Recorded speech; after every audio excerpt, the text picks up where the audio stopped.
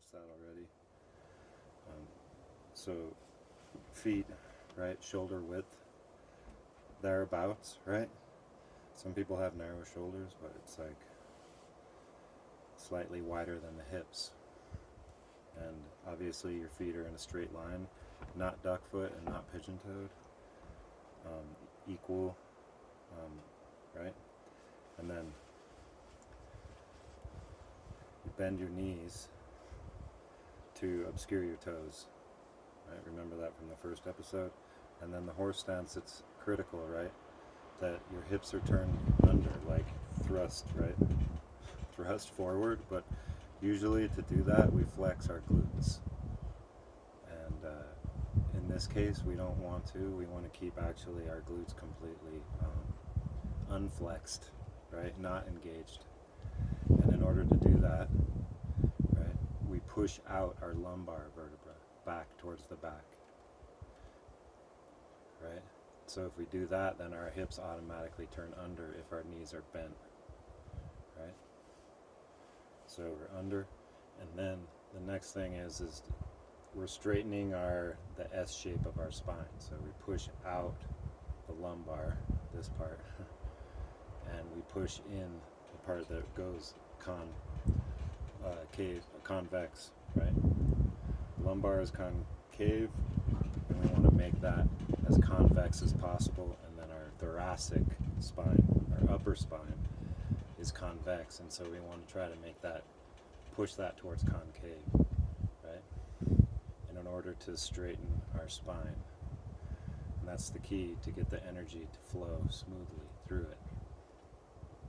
And the other thing is to drop the chin, and then as if your whole spine is connected by a string to the universe, right?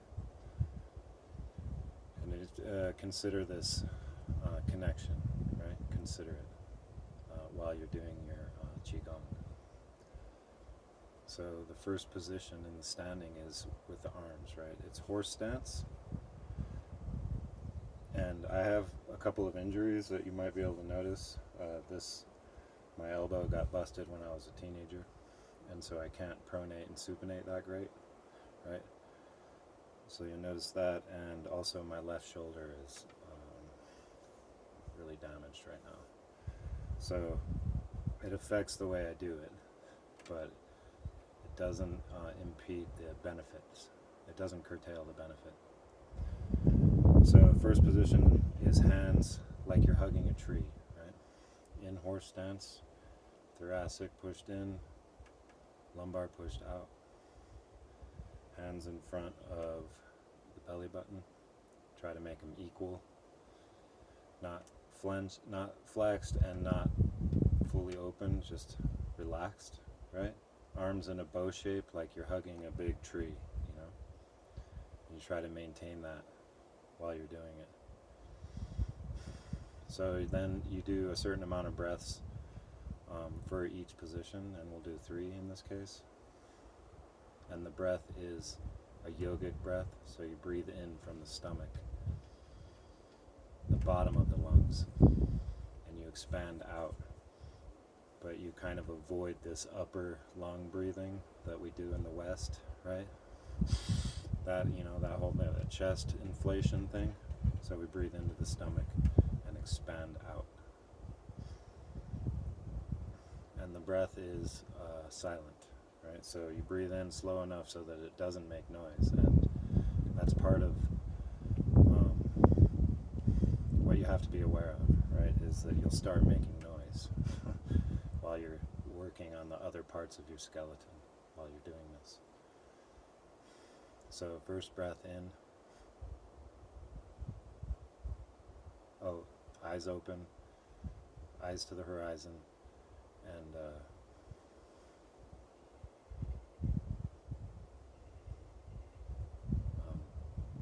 yeah, first breath in. Oh, you don't have to breathe through your nose or your mouth. You can do whatever, right? There's no protocol. And also you can wear shoes because the energy doesn't care, okay? Right? It's shoes or not, right? But the energy comes from source, so it doesn't You can do a grounding exercise and be barefoot in the dirt, that's fine, but you get the benefits no matter what, right? You could be wearing, your motorcycle boots.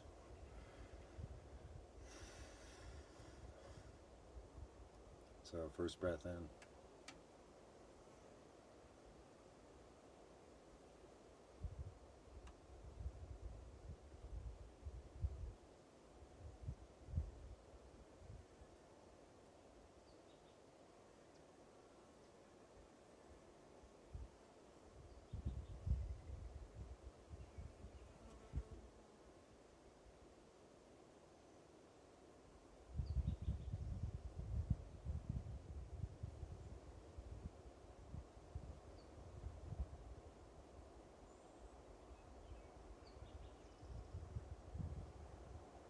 So that's 3 breaths, and then you turn your hands outward and you do the same amount of breaths at this lower position.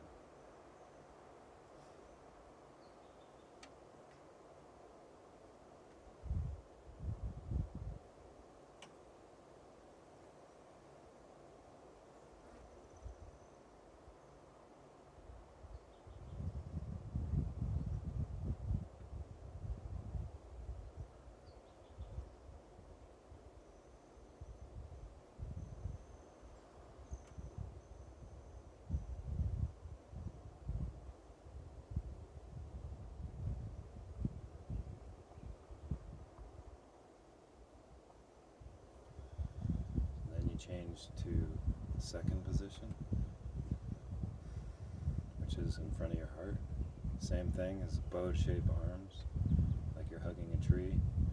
Relaxed hands, but not clawed, right? Outstretched, but not convex, right?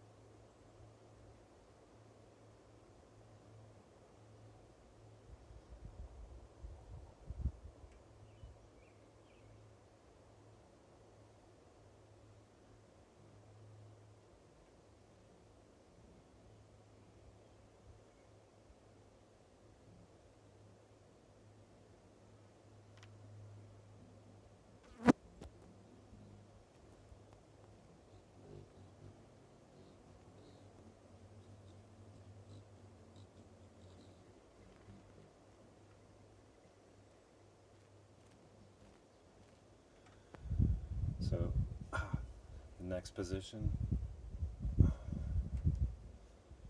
is up here, in front of the third eye.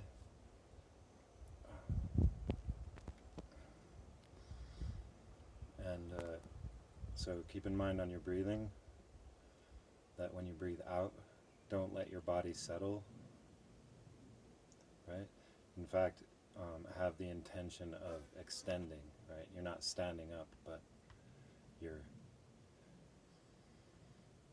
actually stretching yourself upwards, almost like in a spiritual sense. That string, right? It's pulling you up, right? So when you breathe in,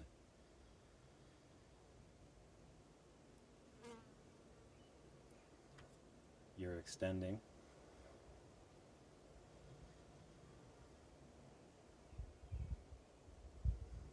And when you breathe out, you're extending. No settling. Never settle.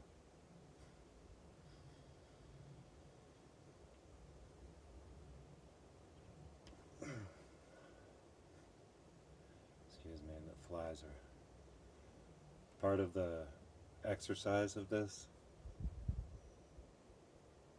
is to not let your mind be distracted, right? right? So you can see that right, it's part of the, I don't want to say the word practice, right? Because it's not practice, right? It's living. This is living, right? It's a condensed version, right? So we turn out.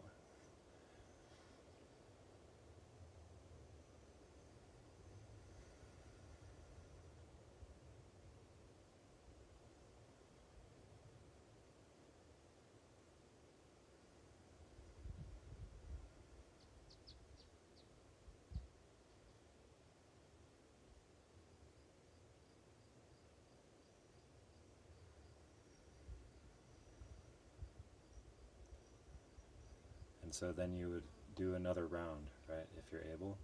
But I think that's, if you're just starting, the 3-3-3, which would be 6 breaths per location, lower in front of the belly button, middle in front of the heart, and top in front of the third eye, right?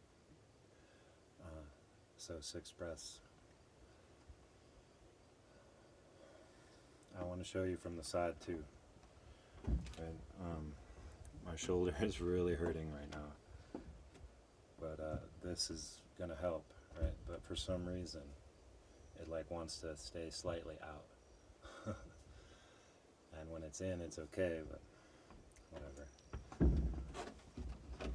So it's nice to have a flat surface, right? You don't want an uneven surface.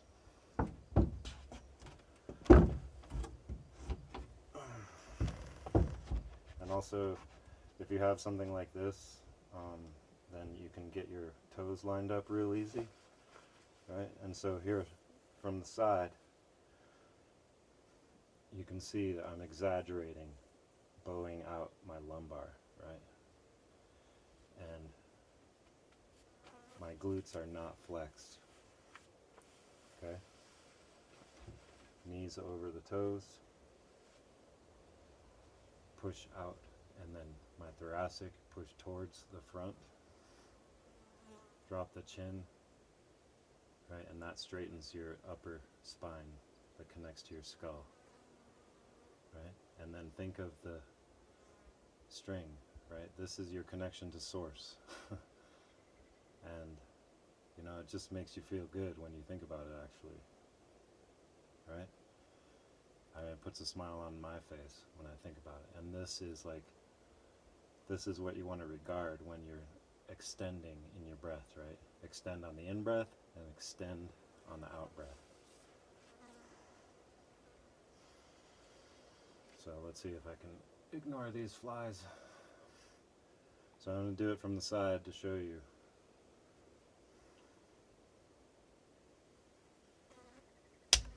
Okay, I'm going to start now. Bowed arms, like you're hugging a tree in front of your belly button. So remember, for me, right, it's different every time when you do this, right? And you get better at it, your body gets better, right? Your body begins to teach you, right? So you just need me to show you the positioning, right? Not that I'm doing it perfect, right? But that I'm attempting it, and you understand what I'm attempting, and then you can do it too, and then your body becomes the teacher, right? The body is the bridge.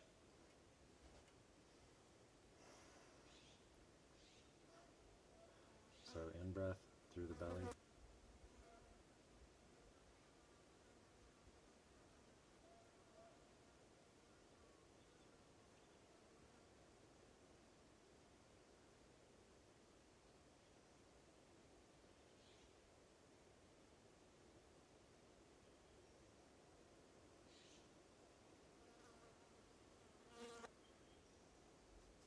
I'm gonna kill this fucker.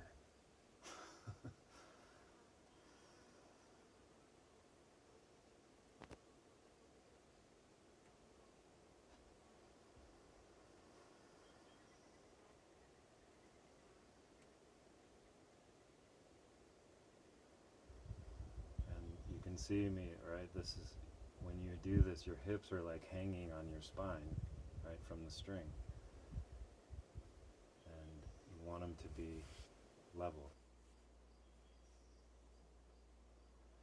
You push your lumbar out, right? You turn your hips under. It's critical for the horse stance, right?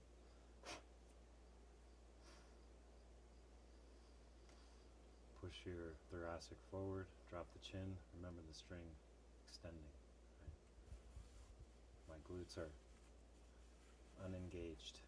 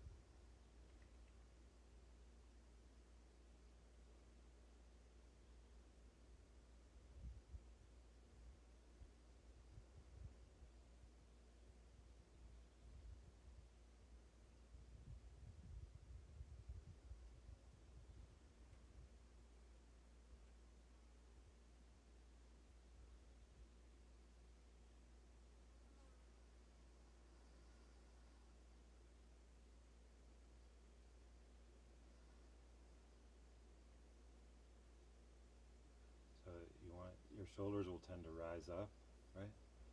Because they're going to get tired.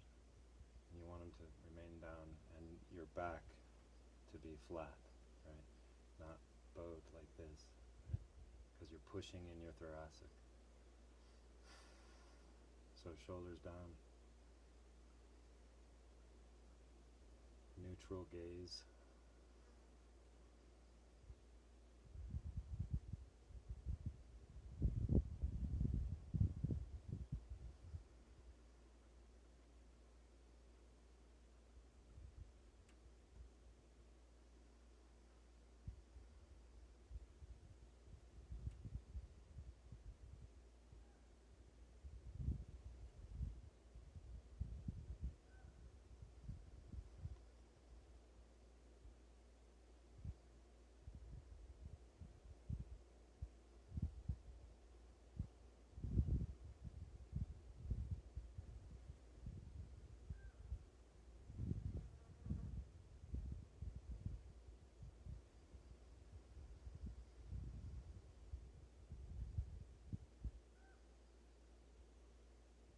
So this is like, it's a little different on the top.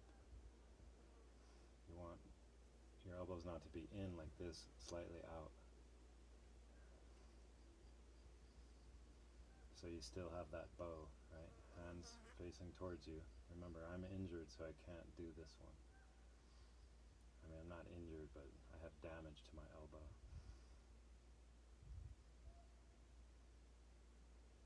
And you make the adjustments that are required. Sometimes you need to look down to make sure you're not twisted and to move your foot a little better. That's all okay.